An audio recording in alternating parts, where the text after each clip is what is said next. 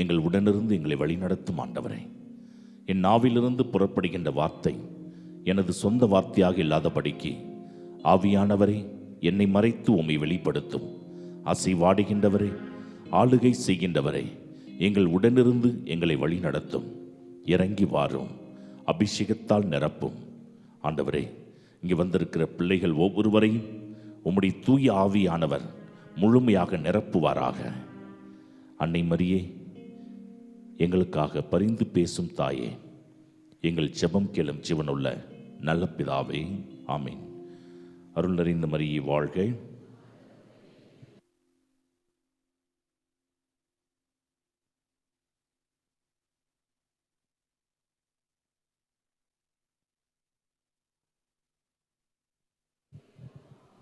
தந்தைக்கும் மகனுக்கும் தூய ஆவியாருக்கும் ஆட்சி உண்டாவதாக. Praise the Lord. அல்லேலூயா. நன்றி இயேசுவே, போற்றி இயேசுவே, மரியே வாழ்க. அனைவரும் அமருவோம். அன்புக்குரியவர்களே, சிறு பிள்ளைகள், இளைஞர்கள், இளம் பெண்கள் அவங்கெல்லாம் முன்னாடி வந்து அமர அன்போடு அழைக்கின்றேன்.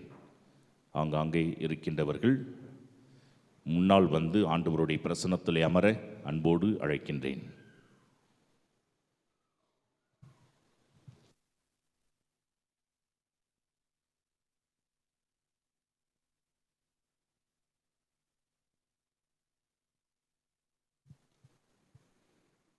Praise the Lord. ஹல்லேலூயா. அன்புக்குரியவர்களே, இந்த நாளில் ஆண்டவர் கொடுக்கிற இறை வார்த்தைக்குள் நாம் கடந்து செல்ல இருக்கின்றோம். ஆண்டவர் இந்த நாளிலே நமக்கு கொடுக்கின்ற ஒரு செய்தி, நம்ம உடம்புலையே 24 மணி நேரமும் தண்ணியிலேயே இருக்கக்கூடிய ஒரு உறுப்பு இருக்குது. என்ன உறுப்பு? 24 hours தண்ணியிலே இருக்க. வாத்தியார் பாடம் நடத்தும் பொழுது பசங்களை பார்த்து கேட்டிருக்கிறார், 24 மணி நேரமும் தண்ணியிலே இருக்கக்கூடிய ஒரு உயிரை நம்ம சொல்லு அப்படின்னு. ஒருத்தன் எந்திரிச்சு சொல்லியிருக்கான், எங்கள் அப்பா தான் சார், 24 hours ஃபுல் லோடில் தான் இருப்பார். பிரியமானவர்களே, 24 மணி நேரமும் தண்ணியிலே இருக்கக்கூடிய ஒரு உறுப்பு, நம்ம உடம்புலே இருக்கக்கூடிய ஒரு உறுப்பு. என்ன உறுப்பு? நாவு.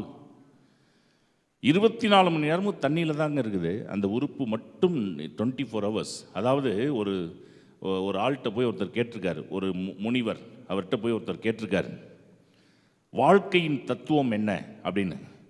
அதுக்கு அவர் ஆணு வாயை பிளந்திருக்கார், எதுவுமே சொல்லலை. இவருக்கு ஒன்றும் புரியல. என்னங்க வாழ்க்கையின் தத்துவத்தை கேட்டாக்கா நீங்கள் ஆணு வாயை பழக்கிறீங்க, எதுவுமே பேச மாட்டீங்களே அப்படின்னோடனே, வாழ்க்கையின் தத்துவமே இதுதான் அப்படின்னு இருக்கார். என்ன சொல்கிறீங்க, புரியல. அப்போ அவர் சொல்லியிருக்காரு, இப்போ என் வாயில் ஏதாவது பல் இருக்குதா அப்படின்னு சொல்லியிருக்காரு. பல் இல்லை. நாக்கு இருக்கா? இருக்குது.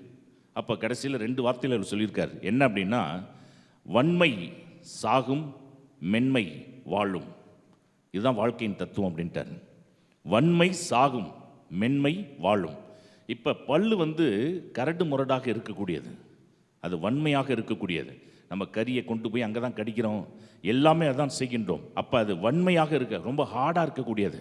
அது செத்துருது, வயசாக ஆக பல்லெல்லாம் போயிடுது. ஆனால் 24 hours அந்த மென்மையாக இருக்கக்கூடியது எது அப்படின்னா அந்த நாவு. அது மட்டும் கடைசி வரைக்கும் ஒரு மனுஷன் அந்த புதையல் குழியில் கொண்டுட்டு போய் போடுற வரைக்கும் கூடவே வரக்கூடியது எது அப்படின்னா அந்த நாக்கு மட்டும்தான், வேறு எதுவுமே கிடையாது. அதான் வயசானதுக்கப்புறம், அதாவது ஒரு மனிதன் நல்லா இருந்து வயசானதுக்கப்புறம் அவனுக்கு 4 கை வந்துடுதான். வயசானதுக்கப்புறம் நமக்கு வழக்கமாக எத்தனை கை? 2 கை தான். ஆனால் வயசானதுக்கப்புறம் 4 கை. என்னென்ன அப்படின்னா வலக்கை, எடக்கை, வழுக்கை, பொக்கை, 4 கை. வயசானதுக்கப்புறம் 3 காது. 3 காது வந்துடுது. வலக்காது, இடக்காது, கேட்காது. Out, speaker out. Price the Lord. பிரியமானவர்களே, இந்த நாக்கை நம்ம யூஸ் பண்ணுறப்ப ரொம்ப பார்த்து யூஸ் பண்ண வேண்டியதாக இருக்கின்றது. இப்போ உதாரணத்துக்கு கோவிலில் நல்லா கழுவி விடும் பொழுது ஒரு சில இடத்துல தண்ணி அப்படியே இருந்துச்சுனாக்கா, சின்ன பிள்ளைங்க ஓடும் பொழுதும் பெரியவங்க நடந்து போகிறப்பையும் அவங்கள பார்த்து நம்ம என்ன சொல்லுவோம்? கோவிலுக்குள்ளே போகும்பொழுது அந்த இடத்துல போகும்பொழுது கொஞ்சம் பார்த்து போங்க. அல்லது மழை பெஞ்சு அங்கங்கே தண்ணி நிற்கிது, தண்ணி நிற்கிற இடத்துல பார்த்து மற்றவங்கள நம்ம வந்து வார்ன் பண்ணுவோம். அந்த இடம் தண்ணியாக இருக்குது, கொஞ்சம் பார்த்து போங்க. அது 2 வீலரில் போகிற ஆளாக இருக்கலாம், நடந்து போகிற ஆளாக இருக்கலாம், யாரை பார்த்தாலும் அந்த இடத்துல கொஞ்சம் பார்த்து போங்க. அப்போ தண்ணி இருக்கும் பொழுது அந்த இடத்துல பார்த்து போங்க. அப்போ 24 hours தண்ணியிலே இருக்கக்கூடிய அந்த நாக்கை நம்ம யூஸ் பண்ணுறப்ப கொஞ்சம் பார்த்து தான் யூஸ் பண்ண வேண்டியதாக இருக்கின்றது. பிரைஸ் தி லார்ட், ஹல்லேலூயா. பிரியமானவர்களே, தொடக்க நூல் இயல் 2:15 எடுத்து வாசிங்க. தொடக்க நூல் இயல் 2:15. ஏதேன் தோட்டத்தை பண்படுத்தவும் பாதுகாக்கவும் ஆண்டவராகிய கடவுள் மனிதனை அங்கே கொண்டு வந்து குடியிருக்க செய்தார். ஓகே, இந்த வசனத்தை நல்லா கவனிச்சு பாருங்க. இப்போ ஆதாம் கொண்டுட்டு வந்து எங்கே வைக்கின்றார்? ஏதேன் தோட்டத்தில். 2 வேலையை செய்யறதுக்காக இந்த மனுஷனை கடவுள் அங்கே அப்பாயிண்ட் பண்ணுறார். என்னென்ன வேலை இப்போ வாசித்தோம்? என்னென்ன? தோட்டத்தை முதல்ல பண்படுத்தவும், அடுத்து இப்போ 2 வார்த்தை தான் ரொம்ப முக்கியம். தோட்டத்தை பண்படுத்தணும், அடுத்து பாதுகாக்க வேண்டும். இப்போ பாதுகாக்கிறதுக்கு வெப்பன்ஸ் தேவையா? ஆயுதம் தேவையா? பாதுகாக்கிறது. இப்போ கோவிலுக்கு ஒரு வாட்ச்மேன் போடுறோம். வாட்ச்மேனு ஒரு ஆளாக நின்னா போதும், கையில் வெப்பன்ஸ் இருக்குதோ இல்லையோ, ஆள் இருந்தால் போதும், பாதுகாத்து விடலாம். ஆனால் நிலத்தை பண்படுத்துவதற்கு என்ன தேவை? ஒரு கரடு முறையாக இருக்கிற நிலம், அதை நல்லா சாஃப்டாகணும், பண்படுத்தணும். அதுக்கு என்ன தேவை? ஆயுதம் இல்லாமல் பண்படுத்த முடியுமா? முடியாது. Price the Lord. இப்போ நிலத்தை பண்படுத்தவும் பாதுகாக்கவும். இப்போ பாதுகாப்பதற்கு ஆயுதம் தேவையில்லை, ஆனால் அந்த நிலத்தை பண்படுத்துவதற்கு என்ன தேவை? ஆயுதம் தேவை. Price the Lord. சரி, ஆண்டவர் இவ்வளவு காரியத்தை செஞ்சவர், அங்கே மம்பட்டி கடப்பாறை எல்லாத்தையும் சப்ளை பண்ணதாக பைபிள் ஏதாவது வசனம் இருக்கா? சொல்லுங்க. அந்த நிலத்தை எல்லாம் பண்படுத்துவதற்கு ஆயுதம் தேவை. அதனால் ஆயுதம் இருந்தால் தான் அந்த நிலத்தை பண்படுத்த முடியும்னு இந்த வெப்பன்ஸ் எல்லாத்தையும் ஆண்டவர் உருவாக்கி அவங்க கையில் ஏதாவது கொடுத்ததாக பைபிளில் வசனம் இருக்கின்றதா? இல்லை.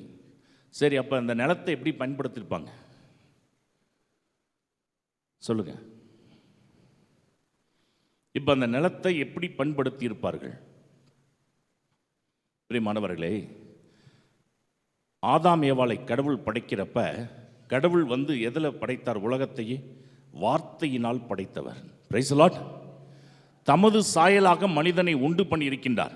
அப்போ ஆண்டவருக்கு இருக்கிற அதே ஆற்றல், அதாவது அந்த வார்த்தையில் எவ்வளவு வல்லமை இருந்ததோ அந்த வல்லமை மனிதனுக்கும் தொடக்கத்தில் இருந்தது என்பதை நாம் உணர வேண்டும். வாயில் எந்த அளவுக்கு அந்த நாக்கில் வல்லமை இருந்தது என்றால், இவங்க இங்கே இருக்கிற கல்லெல்லாம் ஒரு பக்கம் அப்படியே போய்விடுக என்று சொன்னால் அது அப்படியே நடக்கக்கூடியதாக இருந்திருக்கின்றது. Price the Lord. இப்போ கற்பனை பண்ணி பாருங்கள். இப்போ நமக்கு அந்த ஆற்றல் இன்றைக்கி இருந்துச்சுன்னா, அதாவது சொல்கிறதெல்லாம் நீங்கள் சொல்கிறதெல்லாம் நடக்குது, அப்படி ஒரு ஆற்றல் இருந்தால் எத்தனை பேர் கோவிலுக்கு வருவீங்க? கை தூக்குங்க, சொல்லுங்கள். அடுப்படியில் உட்காந்துக்கிட்டு சொல்கிறீங்க, மட்டன் கடையிலிருந்து 1 கிலோ மட்டன் வந்து சேருக சொல்லி அழகாக அப்படியே மட்டன் 1 கிலோ வந்துடுது. சட்டியிலே எல்லா மிளகாப்பொடியிலேருந்து எல்லாத்தையும் போட்டு மட்டனை போட்டு குழம்பாக மாற்றப்படுக, குழம்பு வந்துடுது. சூப்பர் மார்க்கெட்லேருந்து தேவையான ஜாமான் எல்லாம் வந்து விடுக, எல்லாம் வந்துடுது. இப்படி இருக்கும் பொழுது எத்தனை பேர் பூசைக்கு வருவீங்க? கை தூங்க. சாமியார் பூசை வைக்கிறப்ப நன்மை மட்டும் என் நாவிலே வந்து சேர்ந்து விடுக அப்படின்னு நாக்கை நீட்டிக்கிட்டே வீட்டில் உட்காந்துருப்பீங்க. அப்படி தானே? பிரைஸ் தி லார்ட், ஹல்லேலூயா. பிரியமானவர்களே, 2 பேர் படுத்த படுக்கையில் இருக்கிறான், படுத்துக்கிட்டே இருந்திருக்கிறான். ஒருத்தவனை அப்படியே ஒரு மாம்பழம் அப்படியே உதட்ட உரசிக்கிட்டு இருக்குது. அந்த கிளை அப்படியே வளைஞ்சி அந்த பழம் வந்து இவன் உதட்ட உரசுது. அதை பறித்து வாயில் வைக்கிறதுக்கு இவன் சோம்பேறித்தனம். பக்கத்தில் அவன் ஃப்ரெண்டை கூப்பிட்டுருக்கான், நண்பா ஒரு பழம் என் உதட்ட அப்படியே உரசிக்கிட்டு இருக்குது, அதை பறித்து என் வாயில் வச்சு விடேன் அப்படின்னு இருக்கான். அதுக்கு அவன் சொல்லியிருக்கான், என் மூஞ்சை ஒரு நாய் நக்கிக்கிட்டு இருக்கு, அதை முதல்ல விரட்டி விடு அப்படின்னு இருக்கான். யார் படு சோம்பேறி நீங்களே தெரிஞ்சுங்க. மூஞ்சில் நாய் நக்குது, அதை ஆமாம் அந்த கையை எடுத்து சூன்னு சொல்லுமே, அது கிடக்கு போ அப்படின்னு சொல்லிட்டு அவன் படுத்துக்கிட்டு பக்கத்தில் ஹெல்ப்பு கூப்பிட்டுருக்கான். பிரியமானவர்களே, இப்போ நம்ம வாயில் நம்ம கற்பனை பண்ணி பாருங்கள். ஒருவேளை ஆண்டவர் நம்மளை பார்த்து 50,000 வார்த்தை நீ பேசி முடிச்சிட்டா உன் உயிர் போயிடும் அப்படின்னு ஆண்டவர் சொல்லியிருக்காருன்னு வச்சுங்க. எத்தனை பேர் பேசுவீங்க? பேசுவோம். 50,000 வார்த்தை நீ பிறந்ததுலேருந்து சாகரத்துக்குள்ளே 50,000 வார்த்தை நீ பேசுறது பேசாத பொறுத்து தான் உன்னுடைய ஆயுசு அப்படின்னு ஆண்டவர் சொல்லிட்டா, 50,000 வார்த்தை பேசி முடிச்சிட்டா உன் உயிர் போயிடும் அப்படின்னு ஆண்டவர் சொல்லிட்டா எத்தனை பேர் பேசுவோம்? பாதி பேர் சைகையிலே இருப்போம். Praise the Lord. இதிலே போயிட்டுருக்கும். ஏன்? எல்லாருக்கும் வாழணும்னு ஆசை இருக்கின்றது. Praise the Lord. ஹல்லேலூயா. பிரியமானவர்களே, வழக்கமாக சொல்லுவாங்க, வாய் உள்ள புள்ள பொழைச்சிக்கும் அப்படிம்பாங்க. ஒரு ஆள் என்ன பண்ணியிருக்கிறாரு, சவப்பெட்டி ஒன்று செஞ்சுருக்கிறார். அதாவது அவர் தொழிலே அதுதான், சவப்பெட்டி செய்கிறது தான் தொழில். தஞ்சாவூரில் நடந்த ஒரு சம்பவம். தஞ்சாவூரில் உதயசேர்ட்டு ஒரு பூசக்கருத்து கொடுக்க போயிருக்கார் ஒரு ஆள். பூசக்கருத்து கொடுத்தாக்கா அந்த உபதேசியாருக்கும் அந்த ஆளுக்கும் கிளாஷ் ஆகி 2 பேருக்கும் ஃபைட்டு. அந்த இடத்துக்கு நான் ப்ரேயருக்கு போயிருக்கிறேன். அப்போ அங்கே ஃபாதர் நடந்த சம்பவத்தை சொல்கிறார். இந்த பூசையை நான் கண்டிப்பாக ஃபாதர்கிட்ட கொடுத்து நான் வைக்க சொல்ல மாட்டேன் அப்படிங்கிறார். ஏன் அப்படின்னாக்கா, தொழில் விருத்தி அடைய அப்படின்னு அவர் ஒரு கருத்து கொடுத்துருக்காரு. கடைசியில் அவர் யார் அப்படின்னா சவப்பட்டி செய்கிற ஆள். Praise the Lord. ஹல்லேலூயா.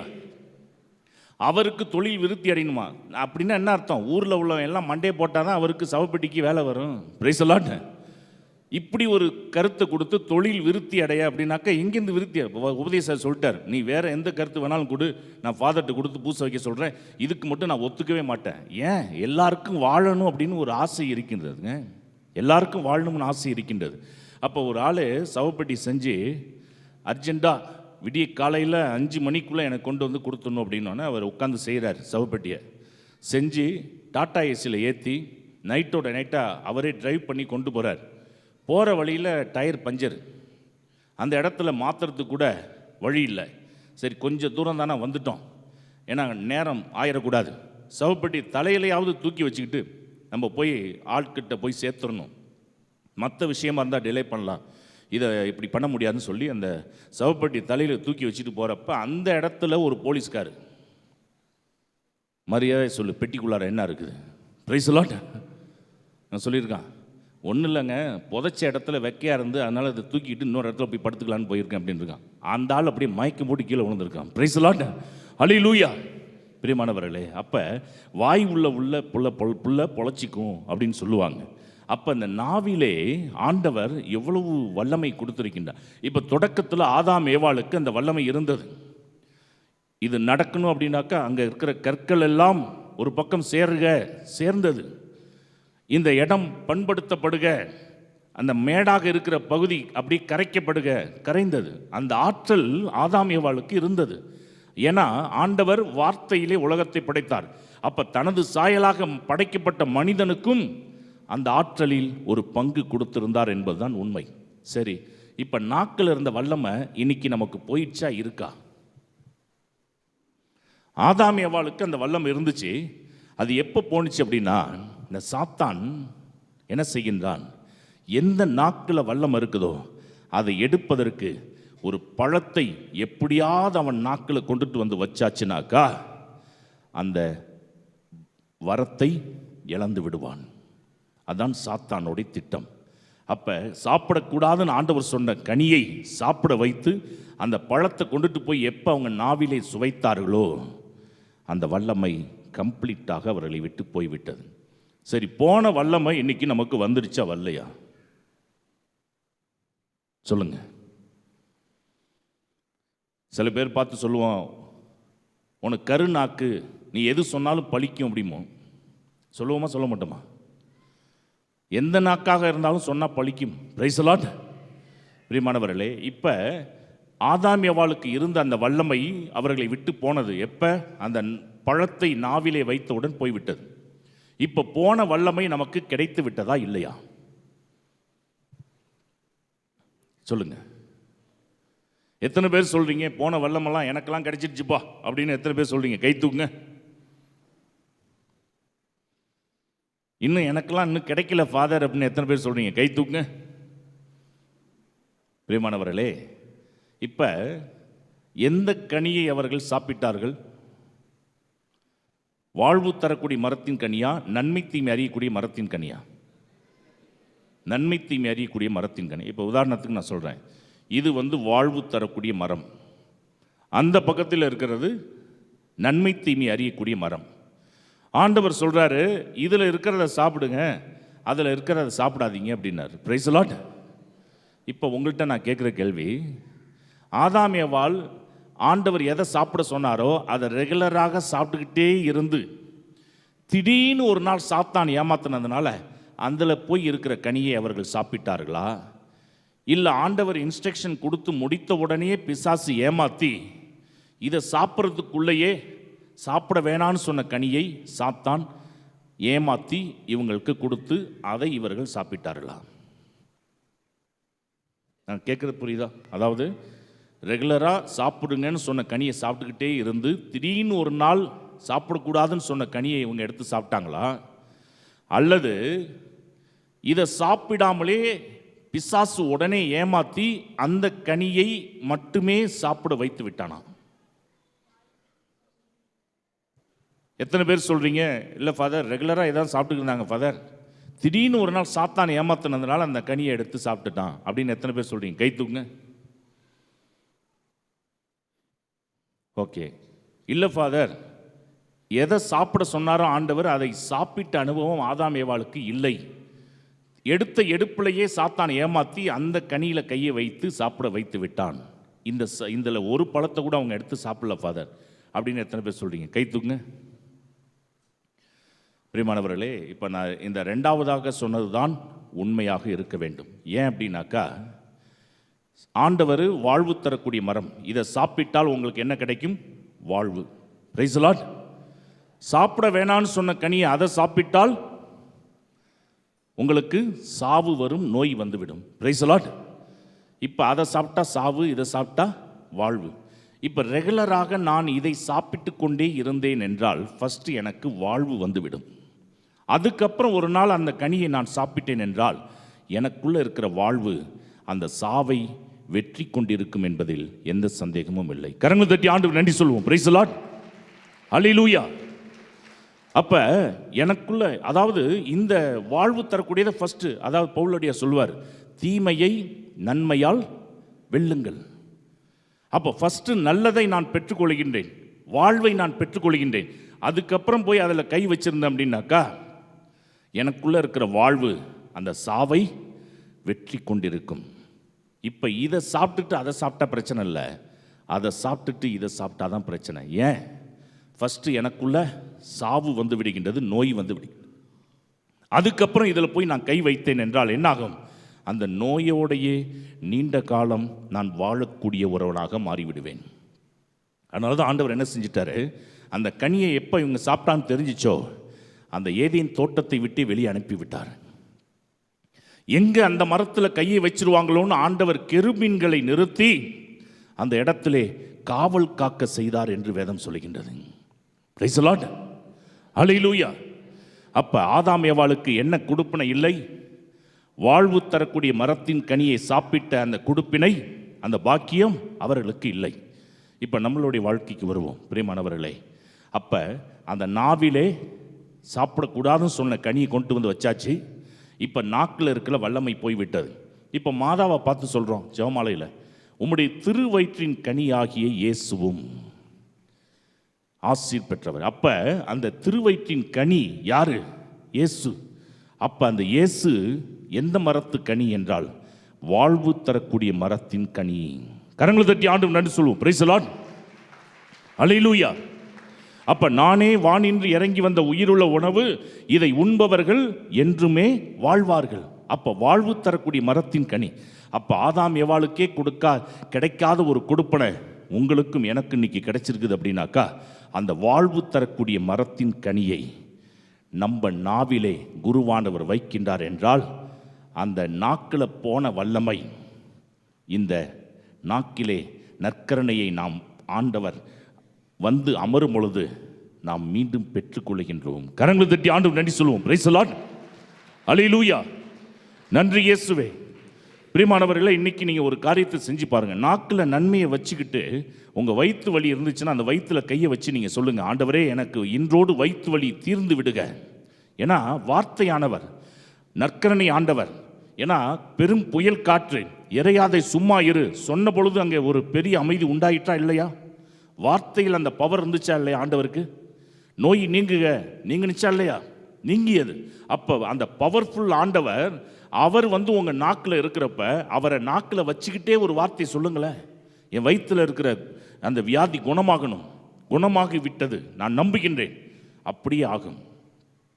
நாக்கில் நன்மையை வச்சுக்கிட்டு எனக்கு இருக்கிற கடன் பிரச்சனை தீர்ந்து விடுக, நிச்சயம் தீரும். குழந்தை பாக்கியத்துக்காக ஜெபிக்கிறவங்க, குறிப்பாக பெண்கள், அந்த வயிற்றில் கையை வைத்து ஆண்டவர் எனக்கு குழந்தை பாக்கியத்தை கொடுப்பாராக நாக்கில் நன்மையை வச்சுக்கிட்டு சொல்லி பாருங்க, நிச்சயம் நடக்கும். இதை நிறைய பேருக்கு நான் சொல்லி நிறைய பேருக்கு அற்புதங்கள் நடக்க ஆரம்பித்து அவங்க ஃபோன் பண்ணி என்கிட்ட, ஃபாதர் நீங்கள் சொன்னது உண்மை ஃபாதர், என் வாழ்க்கையில் ஒரு பெரிய சேஞ்ச் இருக்கிறத நான் பார்க்கின்றேன் என்று சாட்சியாக மாறி இருக்கின்றார்கள். கரங்களை தட்டி ஆண்டவருக்கு நன்றி சொல்வோம். பிரைஸ் தி லார்ட், ஹல்லேலூயா. அனைவரும் எழுந்து நின்று ஒரு பாடலை பாடி மீண்டும் செய்திக்குள் கடந்து செல்வோம். அனைவரும் எழுந்து நிற்போம்.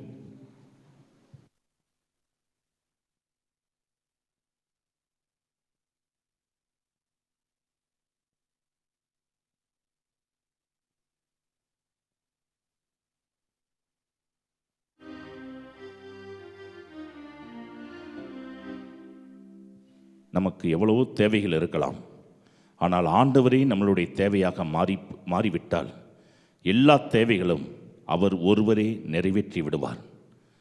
அப்படிப்பட்ட அற்புதத்தை செய்யக்கூடிய தேவனிடம் நம்மை முழுமையாக அர்ப்பணிப்போம். நம் குடும்பத்தை ஒப்புக் கொடுப்போம்.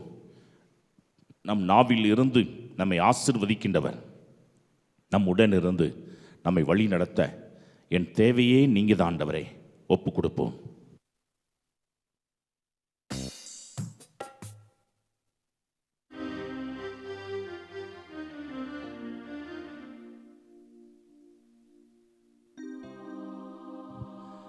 என் தேவையை சொல்லி சொல்லி உம்மை துக்கப்படுத்த மாட்டே, என் தேவையே நீங்கத்தான். என் எண்ணத்தை சொல்லி சொல்லி நிறைவேற்றவும் சொல்ல மாட்டே, என் இதயமே நீங்கத்தான்.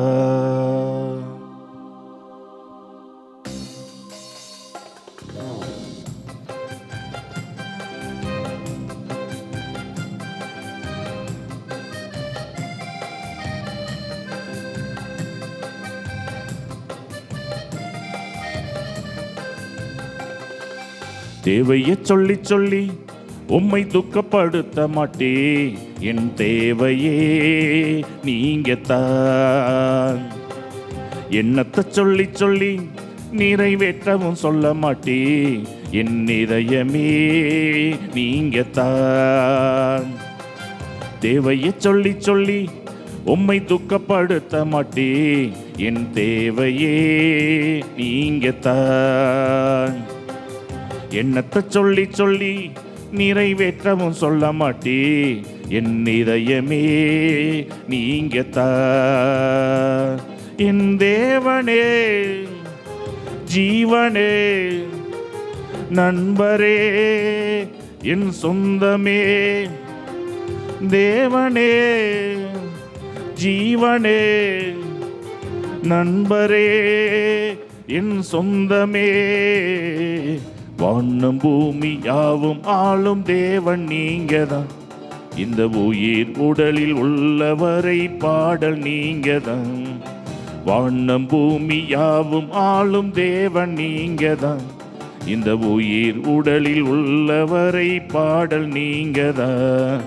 தேவையை சொல்லி சொல்லி உம்மை துக்கப்படுத்த மாட்டே, என் தேவையே நீங்கத்தான்.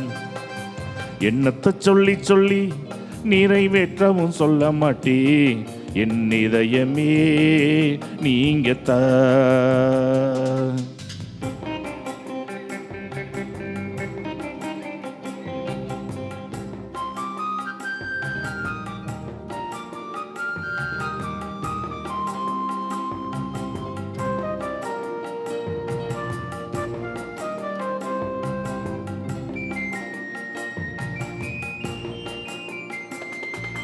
கண்ணிமை போல் காக்கும் தேவன் நீர் அல்லவோ, நான் கண்ணுறங்க காவல் வைக்கும் தேவன் அல்லவோ. கண்ணிமை போல் காக்கும் தேவன் நீர் அல்லவோ, நான் கண்ணுறங்க காவல் வைக்கும் தேவன் அல்லவோ. வானம் பூமி யாவும் ஆளும் தேவன் நீங்கதான், இந்த உயிர் உடலில் உள்ளவரை பாடல் நீங்கதான். வானம் பூமி யாவும் ஆளும் தேவன் நீங்கதான், இந்த உயிர் உடலில் உள்ளவரை பாடல் நீங்கதான். தேவையை சொல்லி சொல்லி உம்மை துக்கப்படுத்த மாட்டே, என் தேவையே நீங்கத்தான். என்னத்தை சொல்லி சொல்லி நிறைவேற்றவும் சொல்ல மாட்டே, என் இதயமே நீங்கத்தான்.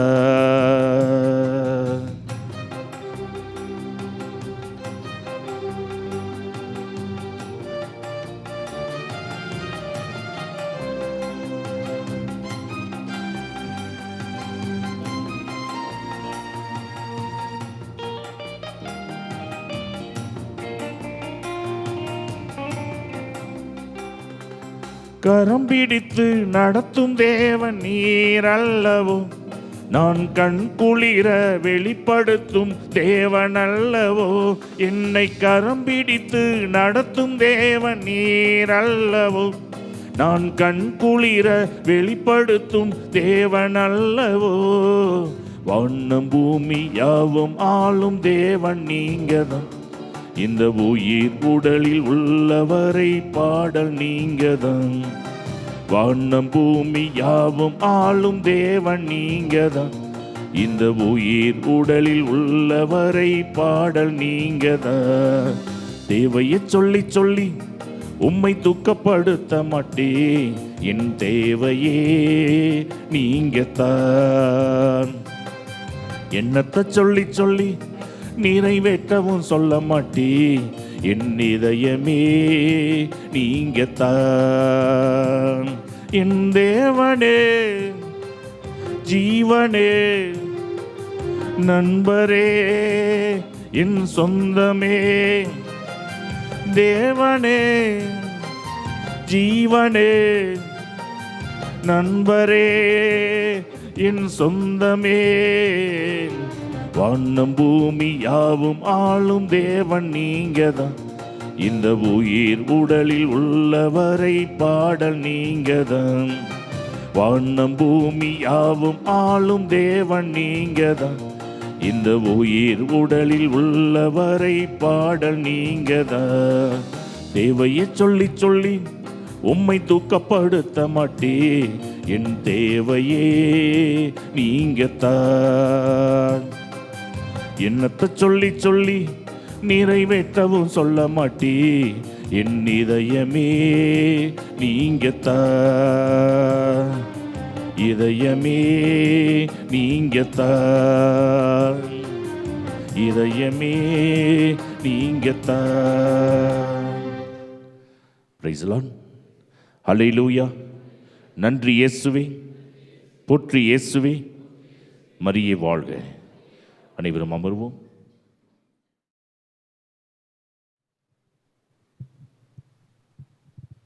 Price the Lord. ஹல்லேலூயா. நன்றி இயேசுவே. அன்புக்குரியவர்களே, அப்போ நற்கருணையில் இருக்கின்ற ஆண்டவர் எப்போ அந்த நாக்கில் வந்து உட்கார்றாரோ அப்போவே நமக்கு ஆண்டவர் ஆற்றலை கொடுத்து விடுகின்றார். இந்த நாக்கில் எதை பேசினாலும் அது பலிக்கும். ஏன்?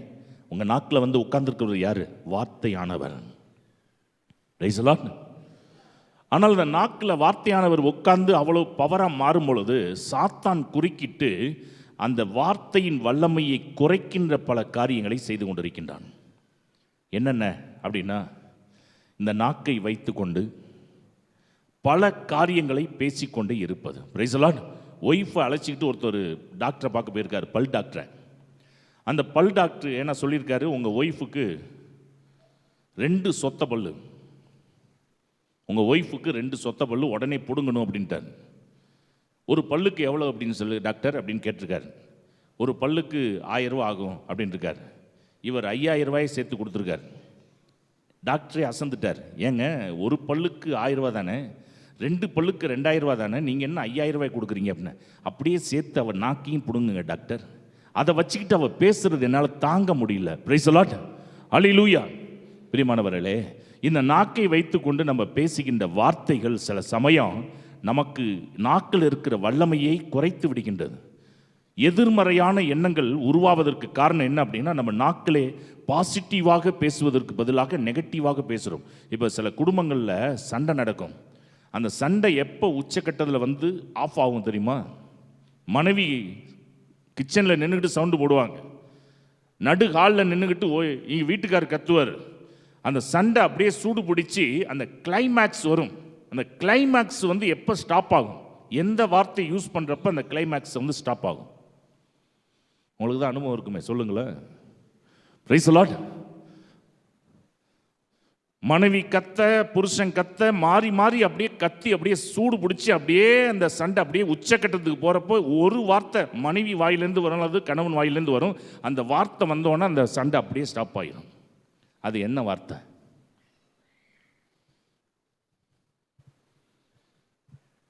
சொல்லுங்க, என்ன வார்த்தை?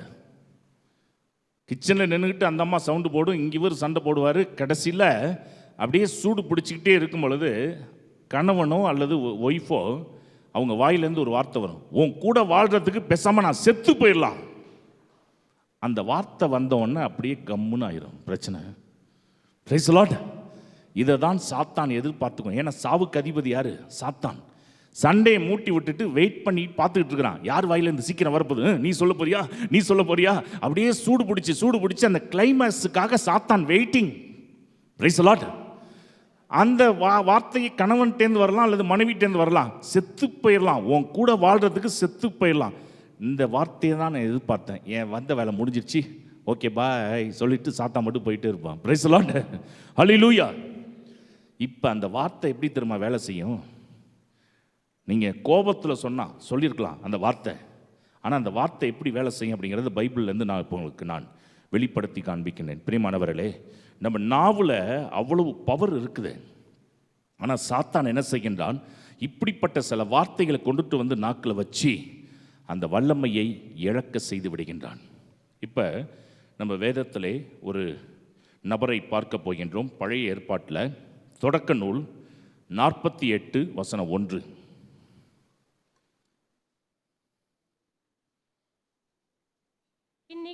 நிகழ்ச்சிகளுக்கு பின் உம் தந்தை உடல் நலமின்றி இருக்கிறார் என்று யோசேப்புக்கு தெரிவிக்கப்பட்டது. உடனே அவர் தம் 2 மைந்தர்களாகிய மனாசேயையும் எப்ராமியையும் அழைத்து கொண்டு சென்றார்.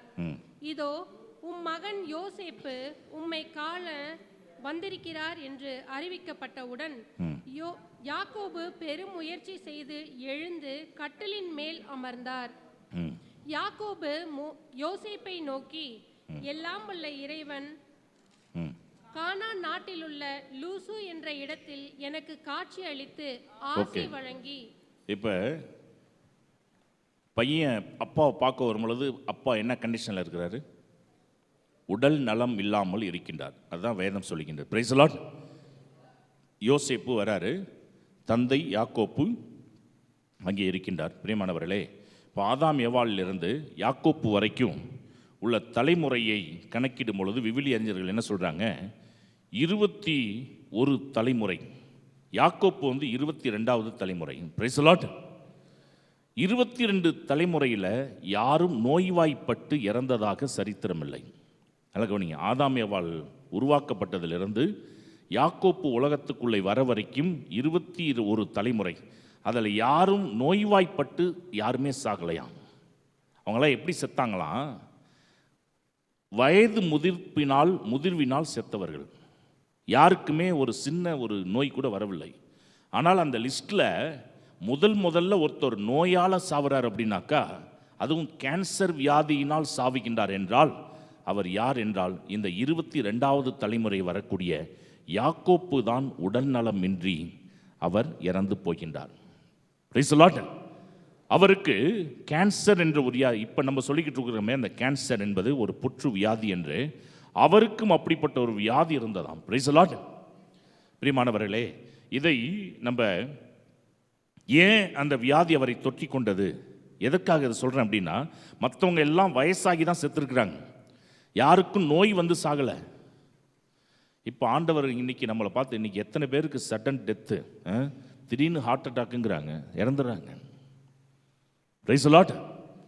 எங்களோட இங்கே இருக்கிற பங்கு தந்தை, நான், கிளாஸ்மேட்ஸ், நாங்களாம் பெங்களூரில் எங்கள் கூட இருந்த கிளாஸ்மேட் ஒரு ஃபாதர் சமீபத்தில் அவர் ஹார்ட் அட்டாக்கில் இறந்துட்டார். எங்களால் ஏற்றுக்கொள்ள முடியவில்லை. அவர்லாம் எங்கள் ஏஜ் தான், அவர் இறந்து போய்விட்டார். கேட்டாக்க ஹார்ட் அட்டாக்கு. நான் 3 நாள் அங்கே பெங்களூரில் ப்ரேயரை முடிச்சுட்டு நேராக இன்றைக்கி இங்கே வருகின்றேன். அப்போ அங்கே விசாரிக்கும் பொழுது அவங்க சொல்கிறாங்க, அவர் ஹார்ட் அட்டாக்கு. இந்த வயசில் ஹார்ட் அட்டாக் என்பது சகஜமாகிவிட்டது. நம்மளுடைய வாழ்க்கை என்பது நம்ம கையில் இல்லாமல் போய்விட்டது. Price the Lord. ஒருவேளை ஆண்டவர் வயசானதுக்கு அப்புறம் தான் உனக்கு சாவு அப்படின்னு சொல்லிட்டா நம்ம எவ்வளோ பீஸ்ஃபுல்லாக இருப்போம். படுத்துட்டு காலையில் எந்திரிக்கிறது நம்ம கையில் இல்லைங்க. Praise the Lord.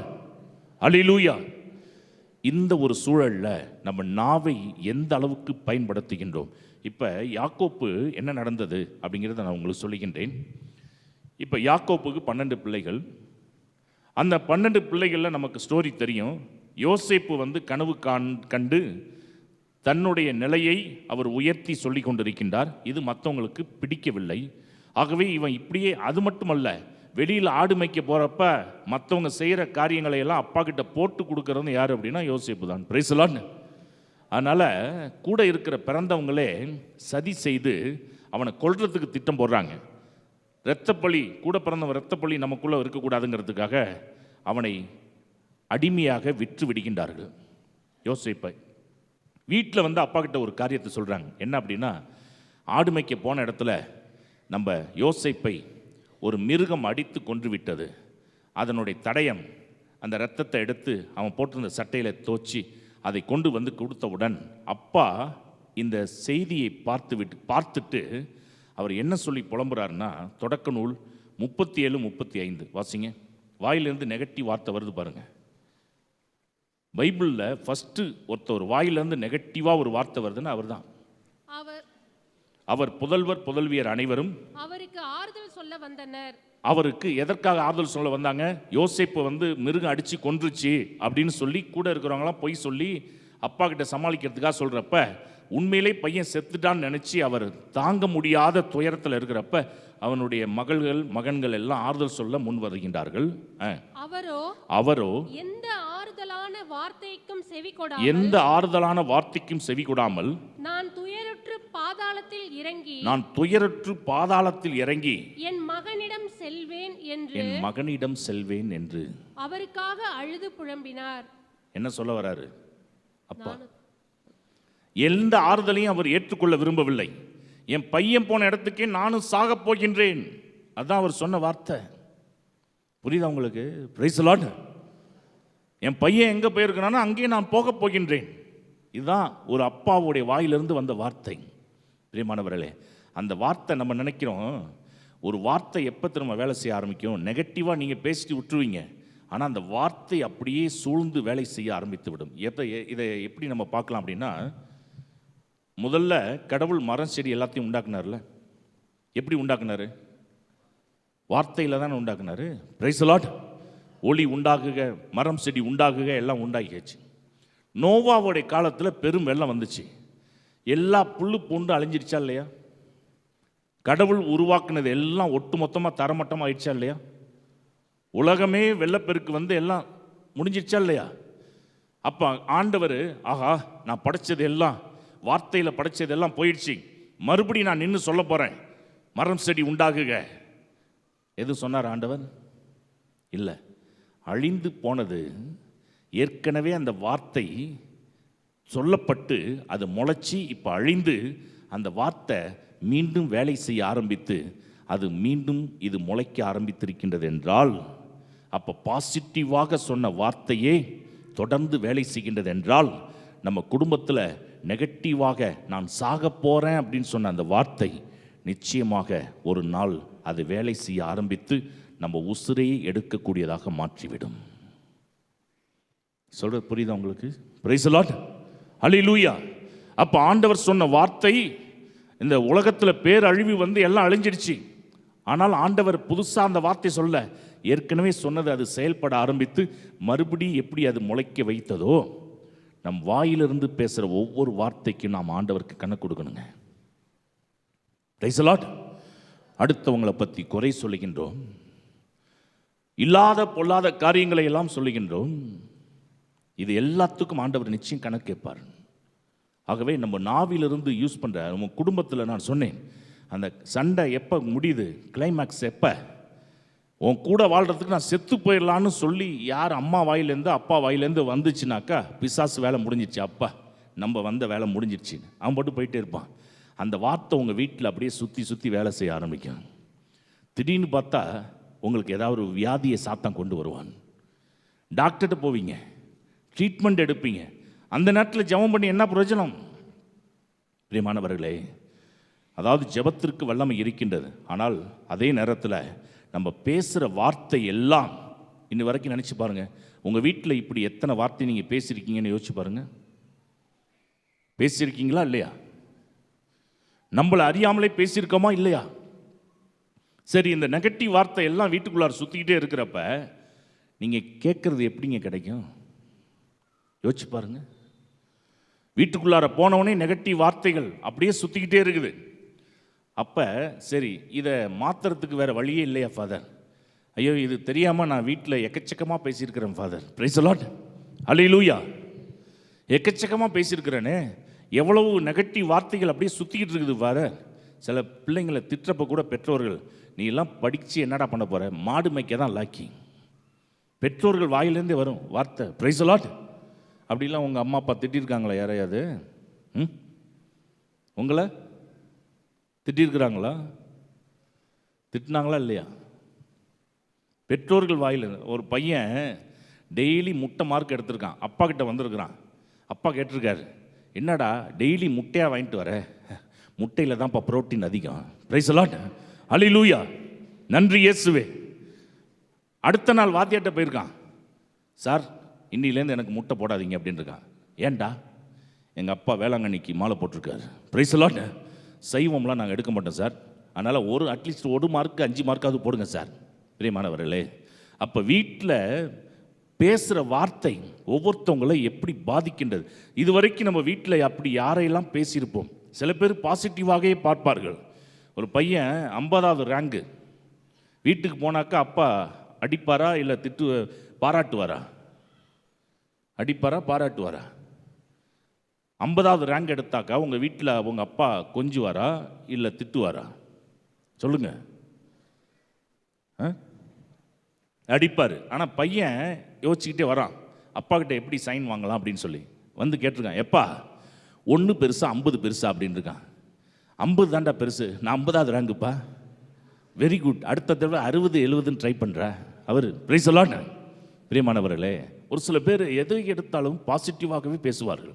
பிரியமானவர்களே, இன்னைக்கு நம்மளுடைய வாயிலிருந்து வருகின்ற வார்த்தைகள், சரி இது வரைக்கும் நான் இப்படிலாம் பேசிட்டேன், என் வார்த்தைகள் என்னை பாதிக்காமல் இருக்கிறதுக்கு நான் என்ன பண்ணணும்? என்ன பண்ணணும் சொல்லுங்க. இது தெரியாமல் நான் நிறைய வார்த்தை விட்டுட்டேன் ஃபாதர், என் வாழ்க்கையில் நிறைய வார்த்தை விட்டு விட்டேன். Price the Lord. இப்போ யாக்கோபு பேசின வார்த்தை தான் என்ன ஆகிவிட்டது என்றால், அவருக்கு ஒரு புற்று வியாதியை கொண்டு வந்து கடைசியில் அதனால் தான் சாகின்றார். அதுக்கு முன்னாடி இருந்த லிஸ்ட்டில் இருந்தவங்க யாருமே நோய்வாய்ப்பட்டு சாகலை. ஒருத்தர் நோய்வாய்ப்பட்டு சாகுறாருன்னா அந்த நோயை சாத்தான் கொண்டு வந்தான். ஏன்? இவர் வாயிலிருந்தே ஒரு வார்த்தையை வர வச்சான். என்ன வார்த்தை? என் மகன் இறந்த இடத்துக்கே நான் போக போகின்றேன். எல்லாரும் ஒரு நாள் அங்கே தான் போக போகிறோம், அதை வாயால் சொல்லணுமா? Praise the Lord. அல்லேலூயா. சில பேர் சொல்கிற, நான் செத்து போகிறேன், எனக்கு வாழவே பிடிக்கல. நெகட்டிவான வார்த்தைகளை நீங்கள் பேசாதீர்கள். சரி, இது வரைக்கும் அப்படி பேசியாச்சு. பேசுனது எப்படி கிளியர் பண்ணுறது? நம்ம வீட்டில் எத்தனை சுற்றிக்கிட்டு இருக்குதே, இதெல்லாம் எப்படி கிளியர் பண்ணுறது? Praise the Lord. அல்லேலூயா. நன்றி இயேசுவே, போற்றி இயேசுவே, மரியே வாழ்க, இயேசுவுக்கே புகழ், இயேசுவுக்கே நன்றி. ஹல்லேலூயா. பிரியமானவர்களே, இப்பொழுது ஆண்டவர் ஆண்டவர் கூட அந்த வார்த்தையை சொல்கிறார் பாருங்க. என்னாகமம் 14:28 வாசிங்க.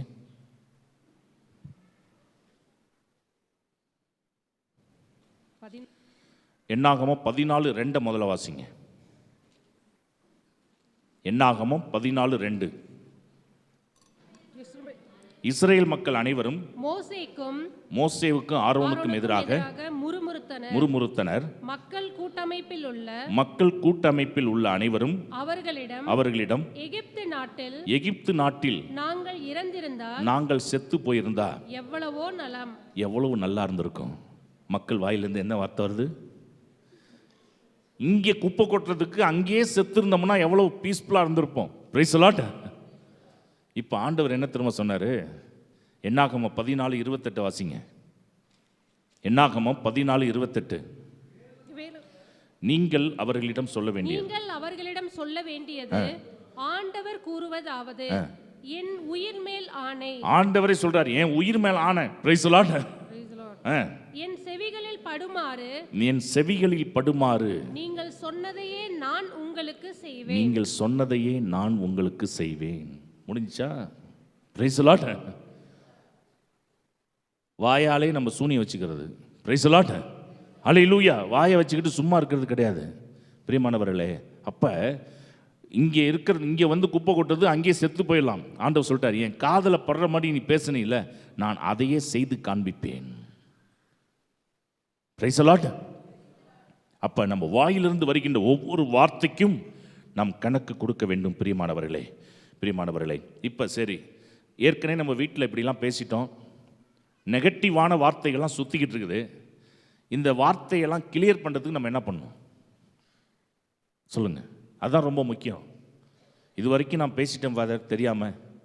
அந்த நெகட்டிவ் வார்த்தையெல்லாம் என் வீட்டுக்குள்ளே சுற்றிக்கிட்டே இருக்குது. அது என்னைக்காருனாலும் என் வீட்டை ஒரு நாள் தாக்க போகுது, என்ன தாக்க போகுதுன்னு எனக்கு பயமாக இருக்குது ஃபாதர். இது தாக்காமல் இருக்கிறதுக்கு நான் என்ன பண்ணணும்? என்ன செய்யணும் சொல்லுங்க? திருத்தூதர் பணி 19:20 வாசிங்க. திருத்தூதர் பணி 19:20.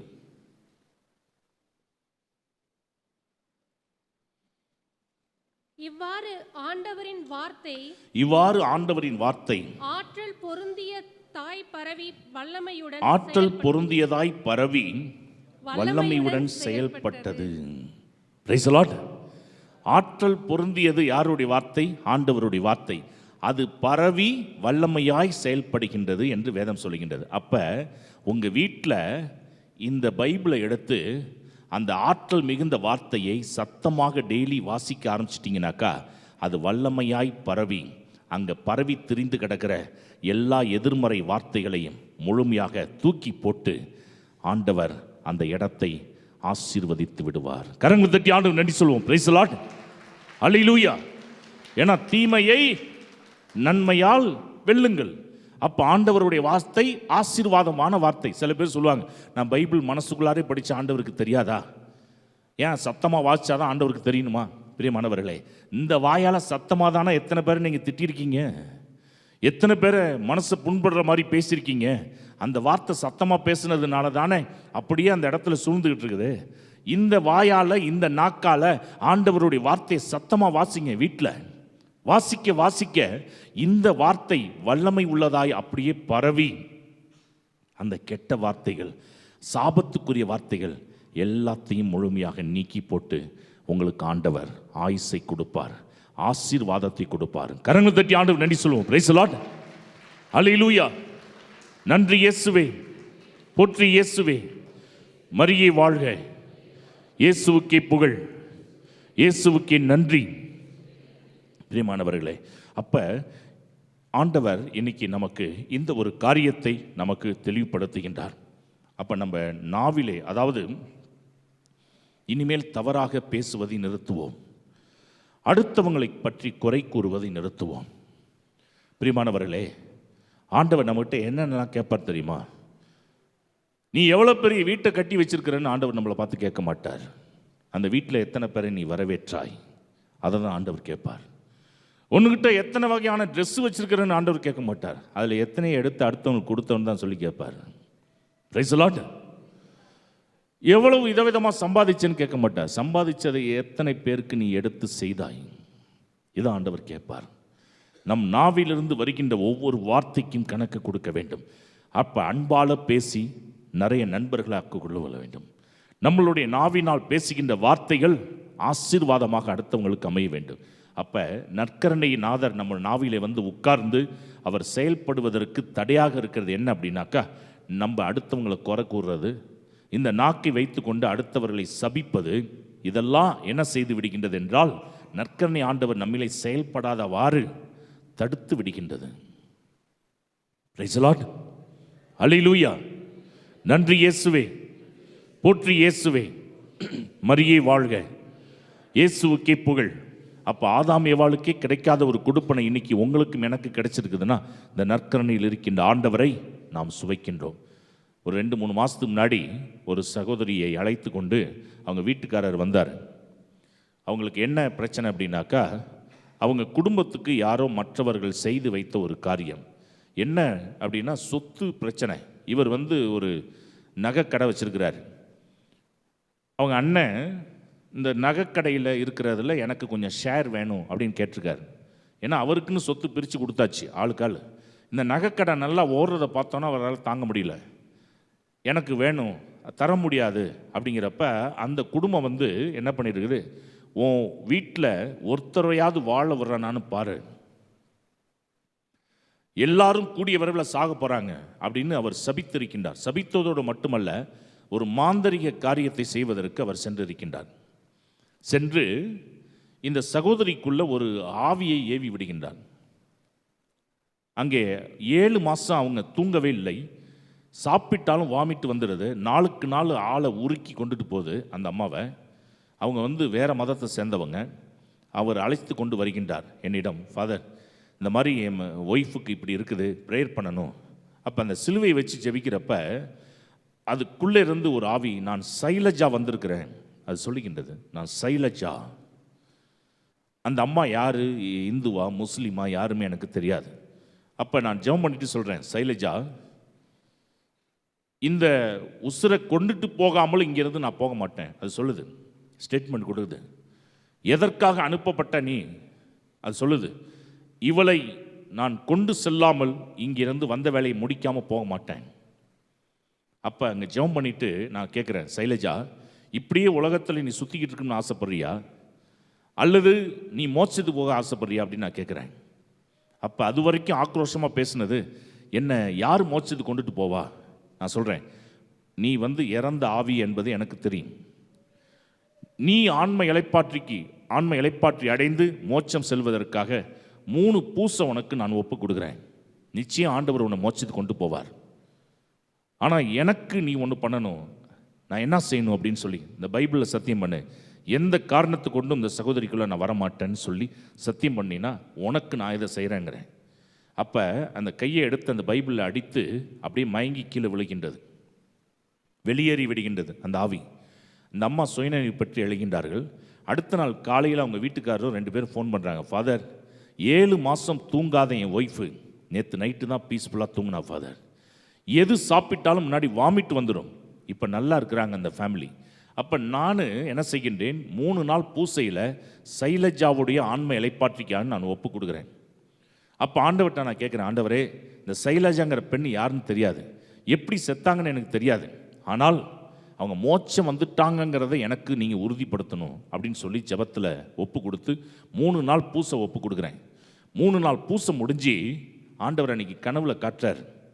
அந்த பர்தா போட்டுக்கிட்டு அந்த பெண் வந்து என் கண்ணு முன்னாடி வந்து நிற்கிறா. அந்த பர்தாவை அப்படி தூக்கி விட்டுட்டு சிரிச்ச முகத்தோட கையெடுத்து கும்பிட அந்த பெண் அப்படியே மேலே எழும்பி செல்கின்ற காட்சியை ஆண்டவர் அந்த தரிசனமாக அந்த கனவிலே கொடுக்கின்றார். கரங்கள் தட்டி ஆண்டவர் நன்றி சொல்லுவோம். Praise the Lord. பிரியமானவர்களே, திருப்பலி எவ்வளவு வல்லமையானது, எவ்வளவு நன்மையான காரியங்கள் ஆண்டவர் இந்த திருப்பலிகளை செய்கின்றார். 3 பூசை தான். நம்ம இறந்தவங்களுக்காக நம்ம பங்குல பூசை வைக்கிறோம். நல்லா இருக்கிற உடல் வியாதியில் இருக்கிறவங்களுக்கு நலமடையணும்னு சொல்லி வைக்கிறோம். செய்த காரியங்களுக்கு நன்றி சொல்லி வைக்கின்றோம். எந்த காரியம் நடக்கும்னு சொல்லி நீங்கள் வைக்கிறீங்களோ அந்த பூசைக்கு அவ்வளோ வல்லமை இருக்கின்றதுங்க.